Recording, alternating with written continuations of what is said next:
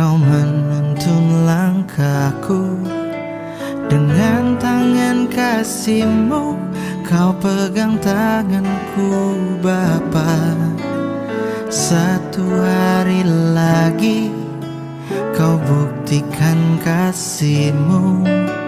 Berkat-Mu yang melimpah membuatku terpesona.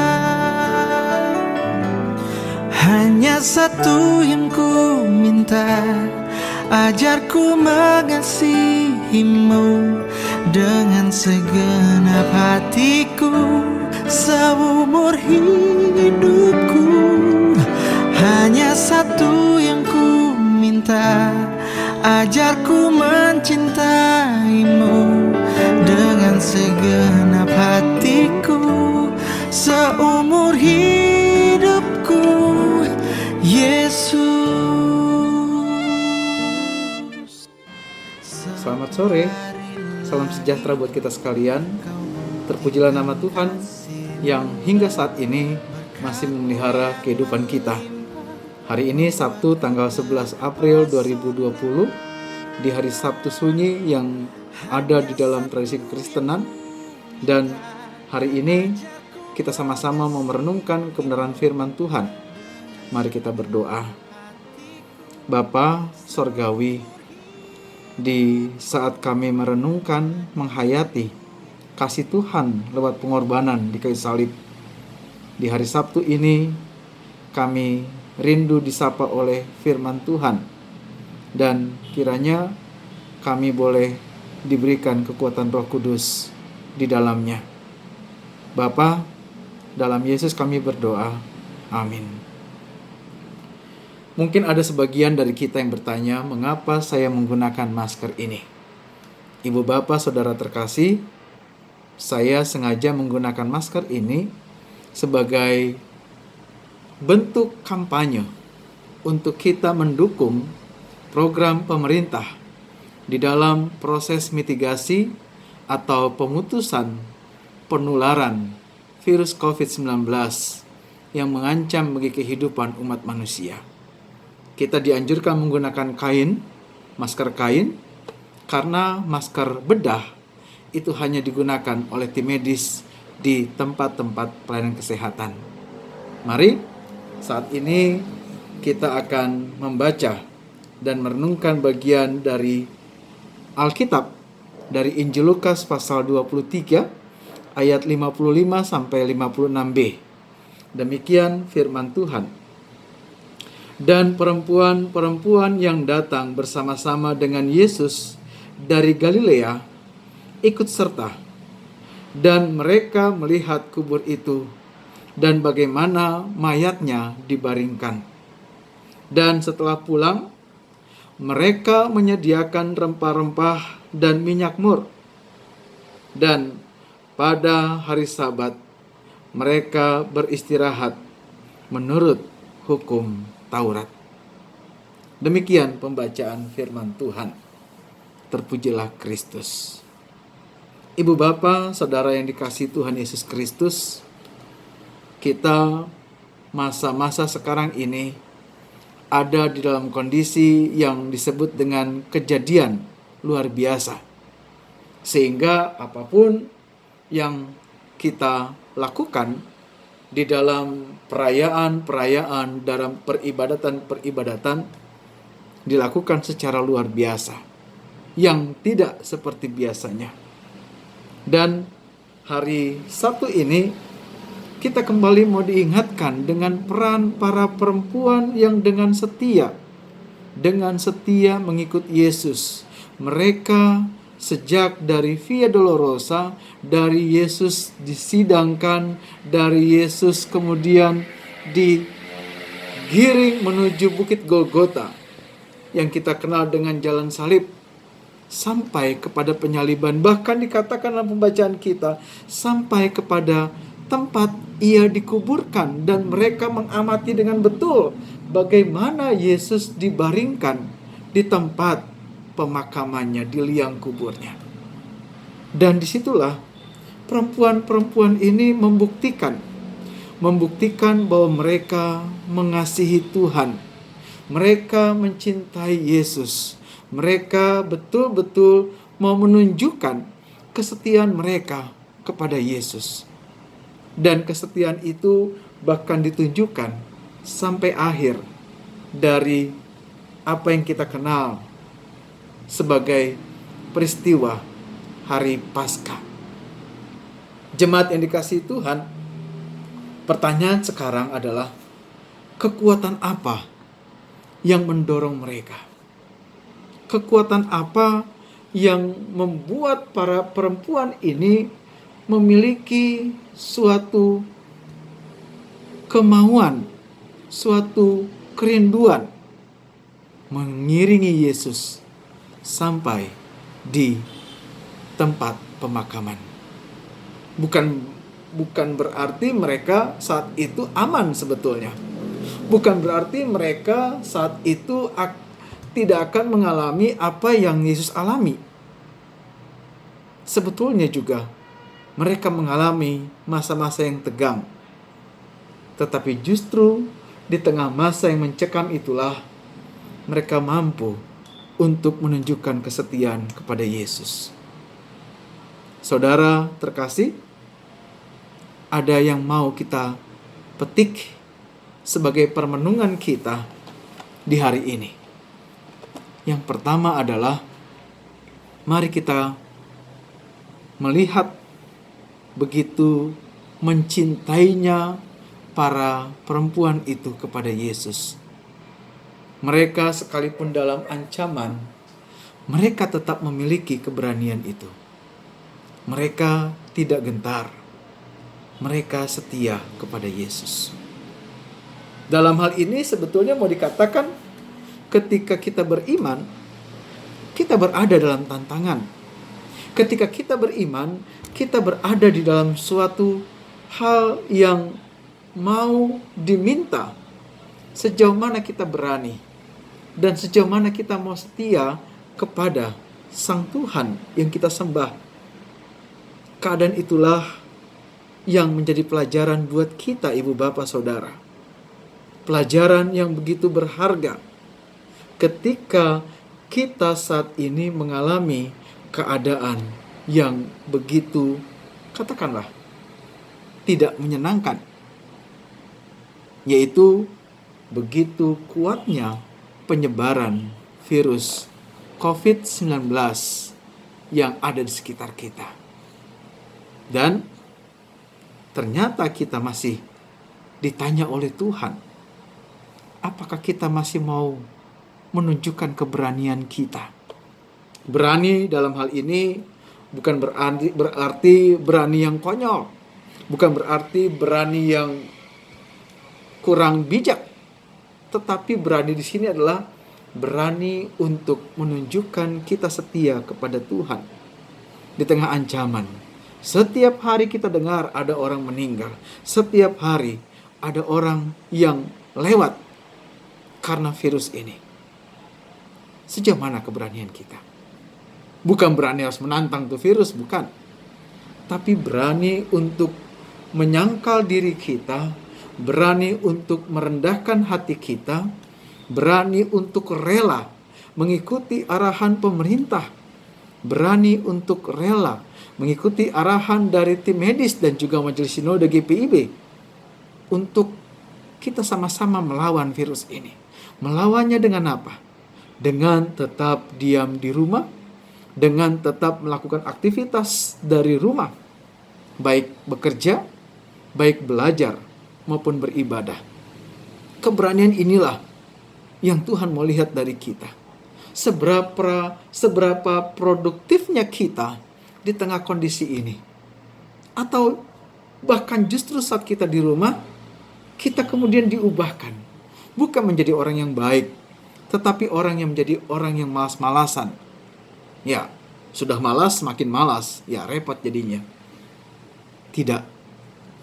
Melalui proses mitigasi ini, kita justru ditantang. Kita masih mau berani gak mendoakan orang lain di tempat kita berada? Kita masih mau berani gak menggunakan sosial media secara bijak, secara berhikmat? kita masih mau berani gak untuk berkomitmen kepada Tuhan?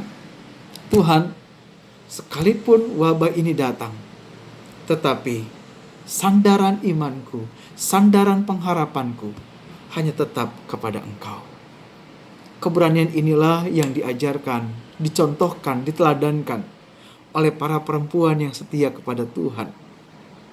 Mari, ternyata dalam iman kita juga dituntut keberanian untuk membuktikannya.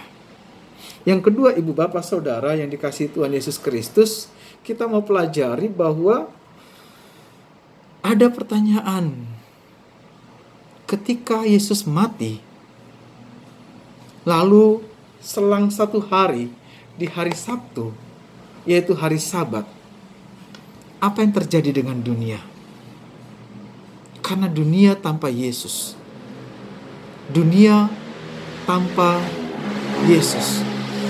Karena dikatakan Yesus betul-betul turun ke dalam dunia maut. Yesus betul-betul mengalami kematian. Tetapi kematian yang seperti apa?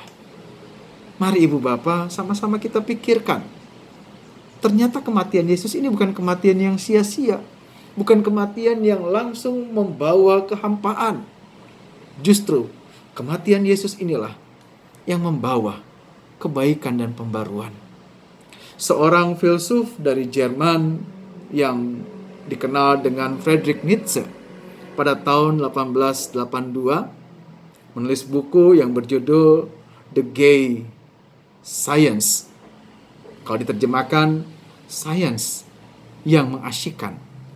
Dan di dalam salah satu tulisannya, ia memberikan satu frasa, yaitu God is dead. Allah mati. Dalam frasa itu dia mau mengatakan bahwa Allah ini mati karena apa? Ternyata ia mati karena kita yang membunuhnya. Kita yang melakukan pembunuhan itu terhadap Allah, terhadap Yesus. Dosa-dosa kita, kesalahan kita, kebebalan kita, kepala batu kita, kesombongan kita, keangkuhan kita, bahkan kemunafikan kita, itu yang membuat Yesus harus terbunuh supaya kita dilunaskan dari itu. Kematian Yesus ini merupakan pembunuhan yang luar biasa dari manusia kepada Tuhan. Dan apa yang bisa membersihkan dari perbuatan kita? Apa yang bisa membersihkan dari segala dosa kita? Itulah Yesus rela mati di kayu salib. Seringkali kita pahami, ya Yesus mati di kayu salib sebagai bukti dari karya penyelamatan. Tetapi pernah gak kita kemudian memiliki satu cara pandang bahwa ternyata kitalah yang membunuh Yesus? Oleh karena itu di hari Sabtu sunyi ini kita diingatkan, mari ibu bapak, pahami diri kita sendiri. Mari kita teliti, selidiki diri kita. Jangan terus kita pertahankan apa yang ada pada kita, yang menunjukkan bahwa kita ini orang yang begitu susah untuk memahami kebaikan Tuhan. Dan itulah yang membuat kita menjadi orang yang bebal. Mari, rendahkan hati kita. Kita ini bukan siapa-siapa. Kita manusia biasa, tetapi justru kita yang membunuh Tuhan kita. Dan bagian akhir ibu bapak saudara yang dikasihi Tuhan, kita sama-sama merenungkan bahwa cinta kasih Tuhan itu nyata. Lewat pembacaan, lewat perenungan hari ini, kita mau ditanya kembali, pernahkah kita betul-betul menyadari cinta kasih Tuhan?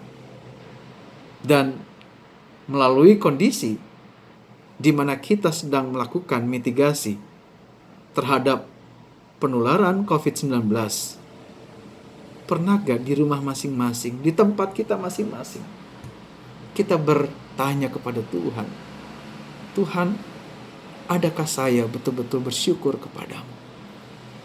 Atau justru sebaliknya, justru saya bersungut kepada Tuhan? Seringkali kita lupa bahwa di setiap langkah kehidupan kita, Tuhan selalu menunjukkan kasih-Nya.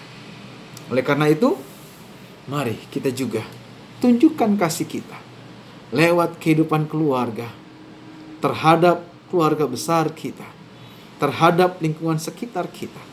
Tunjukkan kasih itu, supaya kematian Yesus yang karena kasih itu juga menjadi bagian yang nyata dalam hidup kita.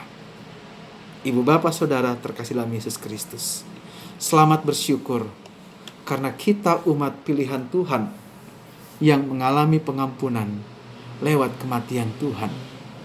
Mari persiapkan hati kita untuk besok kita menghadapi atau mengingat rayakan hari Paskah di dalam keadaan yang seadanya, di mana kita harus berada di rumah kita masing-masing. Mimbar Tuhan memang tidak dibuka di gereja, tetapi mimbar Tuhan dihadirkan di banyak rumah, banyak tempat kegiatan, banyak tempat di mana kita saat ini ada. Dan Tuhan menggunakan apa yang ada pada kita untuk menyatakan kasih-Nya. Selamat hari Sabtu Sunyi. Selamat mempersiapkan hati untuk mensyukuri Paskah. Dan percayalah, kalau kita betul-betul mau merendahkan hati kita, kita bisa memahami karya Tuhan. Kita berdoa. Terima kasih Tuhan untuk kebenaran firman-Mu, untuk kasih-Mu, untuk pengorbanan-Mu, supaya kami mengalami pengampunan dari Tuhan. Ajari kami untuk selalu mau merendahkan hati kami, karena dengan itulah kami dimampukan memahami kasih Tuhan yang berlaku dalam hidup kami. Ya Bapa Sorgawi, kiranya Engkau tuntun kami. Berkati pemerintah kami, Bapak Presiden Jokowi bersama jajarannya dari tingkat pusat hingga daerah, terkhusus dalam proses mitigasi dari penularan virus corona ini. Berkati mereka yang saat ini dalam keadaan sakit, baik karena virus ini maupun karena sakit yang lain. Terlebih warga jemaat-Mu di sektor yang ada di GPIB Jemaat Sebot Bogor. Secara khusus kami berdoa untuk Ibu Pendeta Francisca yang saat ini juga dalam perawatan. Kiranya Tuhan juga memberkati ia, menguatkan bersama keluarga dan memulihkan kesehatannya. Ya Bapa, kami melangkah untuk kehidupan kami selanjutnya. Kiranya kami ada di dalam perkenanan Tuhan selalu. Ampuni segala dosa kami. Berkatilah mereka yang mengasihi kami, dan berkati juga mereka yang membenci kami. Semua doa ini kami bawa dalam Yesus Tuhan kami yang hidup, Juru Selamat yang kami yang hidup. Amin. Demikian perjumpaan kita saat ini. Kiranya semua kita diberkati Tuhan. Tetap di rumah, tetap semangat, sehat selalu, dan optimis.